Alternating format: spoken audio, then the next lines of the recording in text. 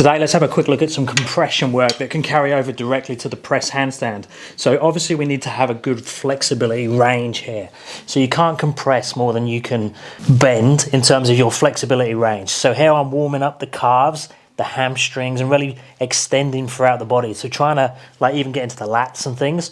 So I'm trying to extend the torso, make it as long as possible. So make the spine as long as possible, make the legs as long as possible, but also close the gap between them. So what we don't want to have is a big gap between our torso and our legs. So when we go to do things like this, and I'll bring my legs to my torso and then bring it through between the plates and go through to the L-sit position. Nearly didn't make that. I need to make sure that I can close this gap between the torso and the legs. So flexibility number one, we need to be doing things like this, things like the Jefferson curl, where we lock the knees backwards, come down to that deep forward fold position, and really try and just lengthen as much as we can in that position. And then we could look at like compression drills themselves. Now the compression drills, when it comes to the pike, I'd really only use two variations. So this one that I'm showing now, so basically just sit down on the floor in your pike position, place your hands on the floor beside you, have them pretty close to the hips to start with, and just see if you can lean backwards and lift the feet up. Now that should be pretty comfortable. And then all we do is again, glue the palms to the floor, but I'm just gonna move the hands closer towards my knees, make sure I can lift up, keep moving again. Now they're in level with the knees. And I can try and go further. So you can see as I get further and further, it's that much harder to lift the heels. So if I want to do repetitions, I want to find sort of a happy medium. One where it's challenging, so probably for me around the knees or just past them, where I can do repetitions, trying to close the torso to the legs. But as long as I keep my palms glued to the floor, that's going to determine how far forwards my torso is leaning. If I go up onto fingertips, now I can lean back and notice I'm rounding through my upper back. So in a way that's cheating or making it a lot harder to keep it accountable.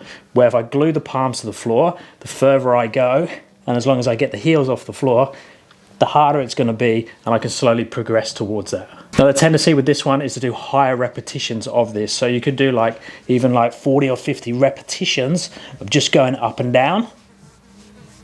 And trust me, these are particularly nasty. And then the other way to do it is just to bend the legs, come in closer. So I'm trying to close the gap between my thighs and my chest, with my thighs to my chest. And then in this squashed position, so I've closed the gap, I'm just gonna try and extend one leg, come back down. I could do repetitions there, and I could do the other side.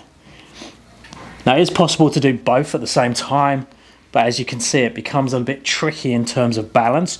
You could lean back against something, or you could make it a bit more active and go into like an L-sit position. So here, and try and extend the legs.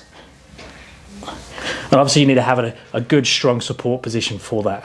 And then you can dynamically work the same thing in your press training. So you can do the one where I showed at the start, where I'm between two plates, lift up, go through, and then hold that. And then if I can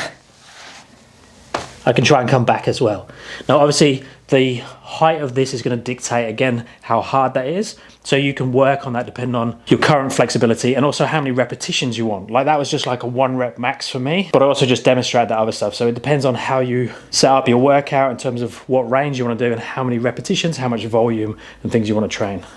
Now we could set this up in different ways. You could use P-bars and then place the P-bars on different height objects. Just make sure it's nice and stable. You just want to have the ability to move up and down, or you change the gap in between. So if I'm using these 2 IKEA steps, I could raise up the floor and put mats there to decrease the range of motion that I have available. And you can obviously tie that all the way in and actually do it from a handstand position as well. So I can come down through my pike L-sit position through to there, and the eccentrics and the concentrics.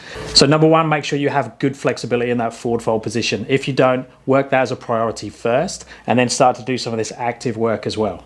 And that all depends on your goals. Whether your priority is the press handstand itself, then I'll be spending more time on the actual press handstand drills. But if you have the press handstand already and you have good flexibility, then definitely start working on that compression work and put it together in some sort of order that makes sense. Let me know if you have any experience with the compression work. I'll be interested to get your take on it. Tell me a little bit about your background as well. Stick it down in the comments. Let me know if you have any questions. Down in the description, you'll find details of my app. And I'll speak to you next time. Thanks, guys.